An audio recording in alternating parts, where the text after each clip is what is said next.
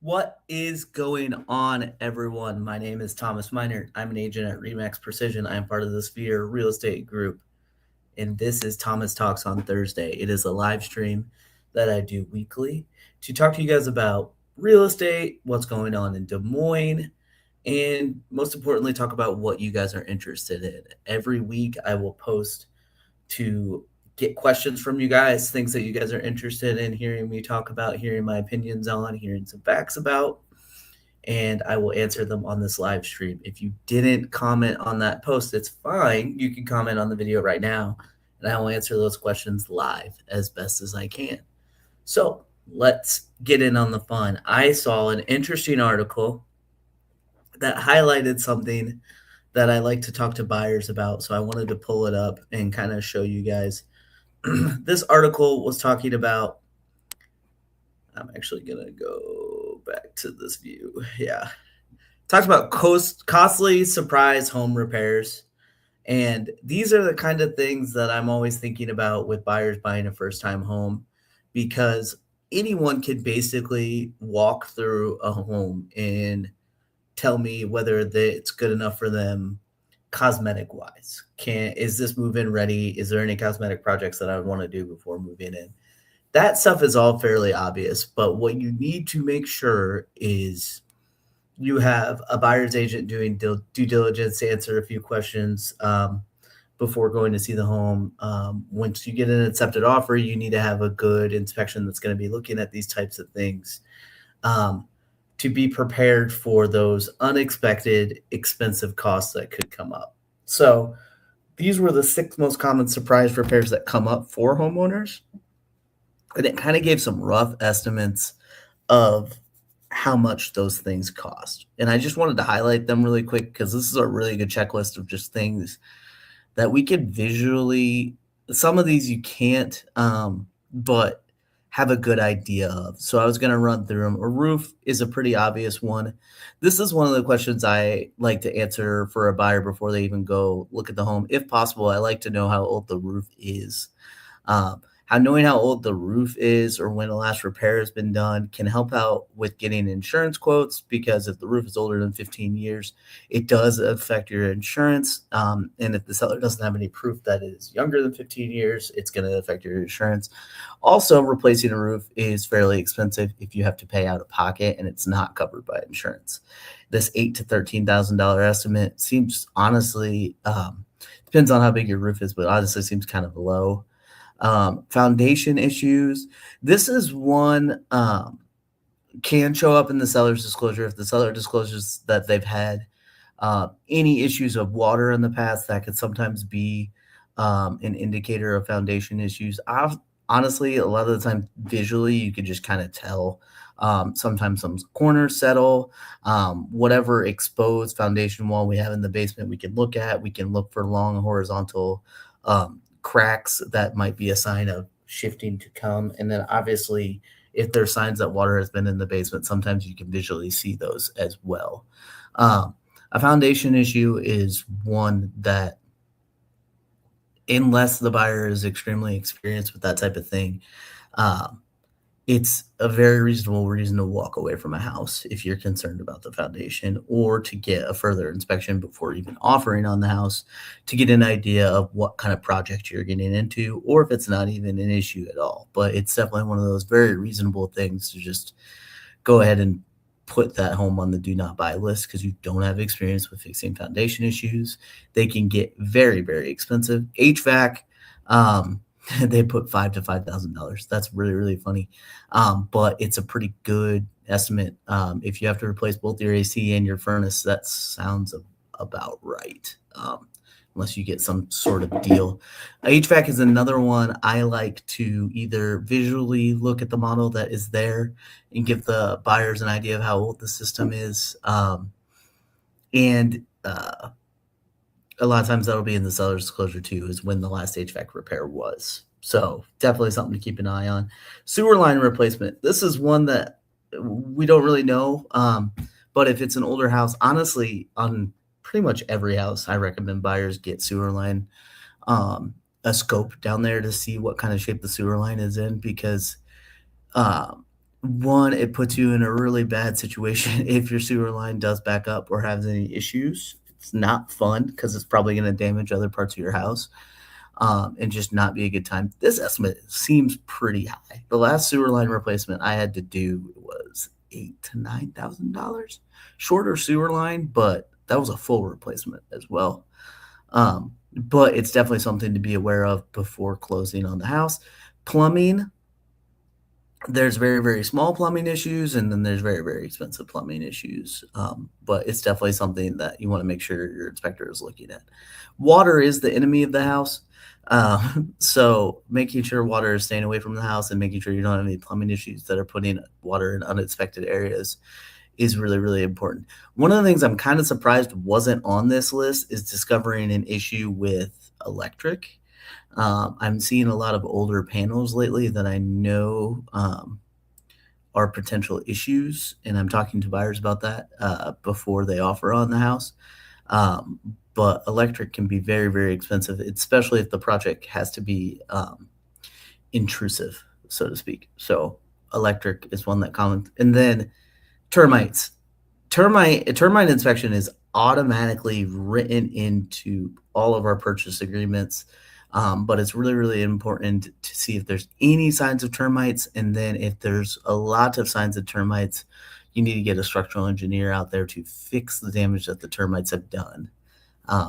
I will say for any of you homeowners right now, it is not a bad idea to just do preventative for termites, because if termites get into the house and start causing damage, it's not fun to repair. So making sure termites are not getting into your house is really, really good. So hopefully, and if you want me to send you this graphic or just talk to me about what I normally do when walking sellers through houses, don't be afraid to reach out or comment. And I will kind of talk to you about that, because we don't want people to get into a house and have a big surprise really quickly after purchasing a house. And knowing about all of these potential expensive things is one of the most important parts of having surprises. Another thing you can do, it won't really mitigate these big ticket items, except for maybe HVAC, is look into offering with a home warranty and having the seller pay for it. If you have a home warranty, it can really mitigate some of those upfront costs of making repairs or replacements on any appliance that's in the house that's not covered by insurance.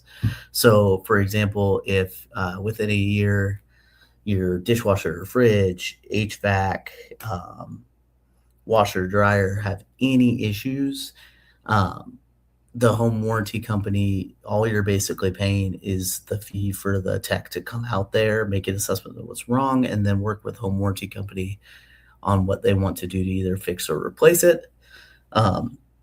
Sometimes if it has to be replaced, there's an extra fee that has to be paid, but it's normally quite a bit less than what you would have to pay if you didn't have a home warranty. I just met up with a seller that's potentially thinking about listing their place, and they used the home warranty a ton the first year that they purchased the house, so much so that they thought it was worth it, that they had been continuously updating the home warranty because they're getting their money back on it. So that's something to think about, is looking into a home warranty. So now let's get into the follower questions. A lot of people were asking questions about upgrades today, which is awesome because I love to talk to people about putting in upgrades. Mike McConkey commented saying, how much money should I put into a summer kitchen? What I'm assuming he's referring to is like an outside cooking kitchen. This is going to depend. I'm not going to give a dollar amount, but I will say a summer kitchen is a very, very niche upgrade that not a lot of buyers are looking for. So if you are thinking about doing it just to appeal to buyers when you are selling the house, I would consider not doing it at all. If you are looking to do it just so you enjoy the house more, I definitely think that's a good idea.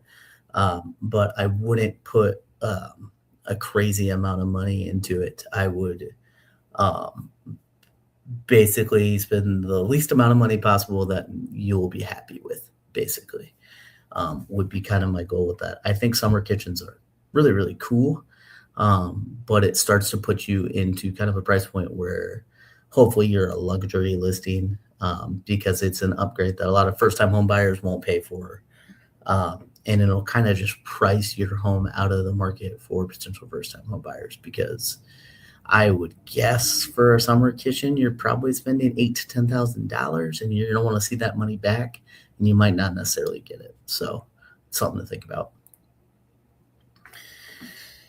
My father, as always, is a top fan, as you can see right there.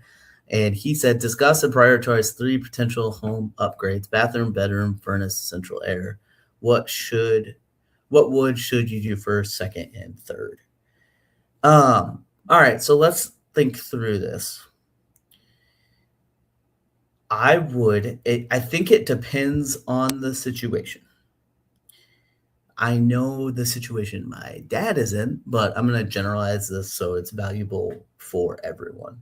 I would think about, does my home, if your home already has 3 bedrooms and 2 bathrooms, I would prioritize the central air and the furnace. If your home doesn't have that, I would almost prioritize the bathroom and bedroom first. And honestly, I'd prioritize the bathroom before the bedroom. Unless you're sitting at just 1 bedroom, then I would have the bedroom ranked first. So hopefully that makes sense. But in general, every additional bedroom and bathroom that you're adding to a house becomes less valuable the more you add, because there's a certain point where it's just overkill, right?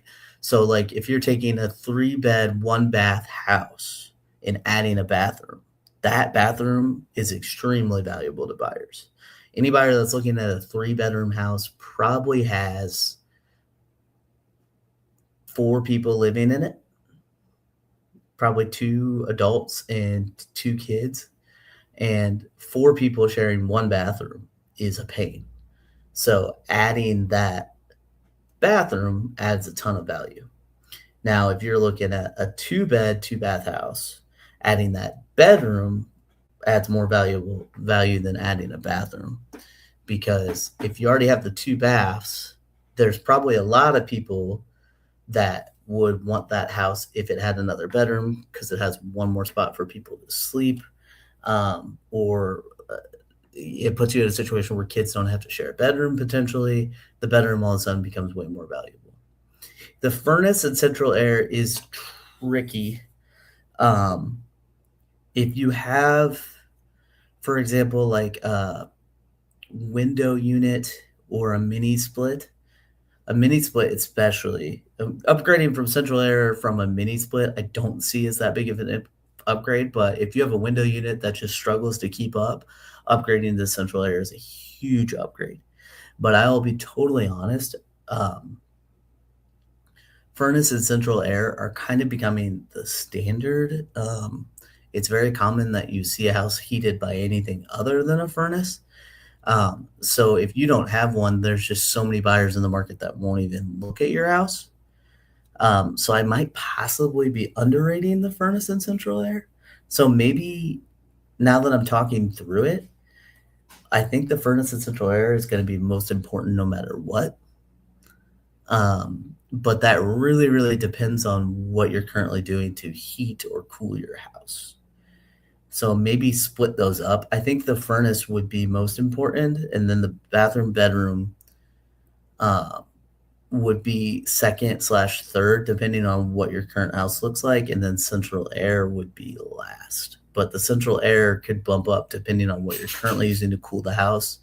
Is it expensive, or is it inadequate to actually cool the house? Would be the answer.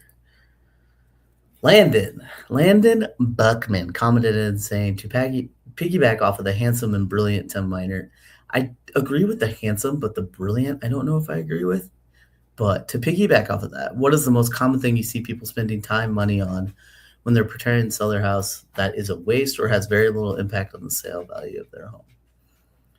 I would really, really look at, before you're thinking about doing any upgrades specifically to list, what your neighborhood's inventory currently looks like and make sure you're not over upgrading for the neighborhood, because that's the biggest waste of time. And that potentially will put you in a situation where you're trying to sell the most expensive house in the neighborhood, and that always puts sellers in a bad spot.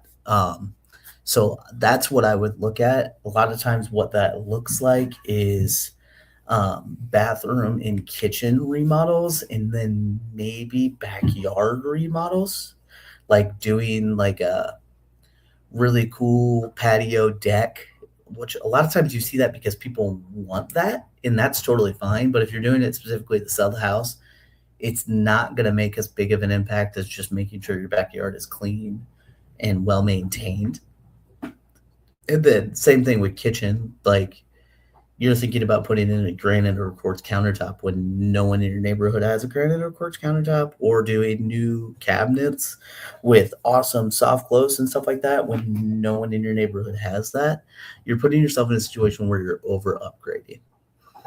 The projects that get a huge return are just decluttering, deep cleaning, fresh paint, and fresh flooring. Those always get a huge return. They make odors go away. They make the house seem really, really clean and well maintained. And they're normally not that expensive for how much fresher it can make the house look, if that makes sense. So this was kind of a quick episode. So if you didn't get a chance to watch it live, please comment, and I will answer your questions on the next episode. I appreciate everyone watching. These live streams are one of the best parts of my week. So I really, really enjoy how engaged everyone is and how much people are checking in to see what I'm talking about. It's really, really appreciated. Have a great weekend and stay dry. There's just been so much rain.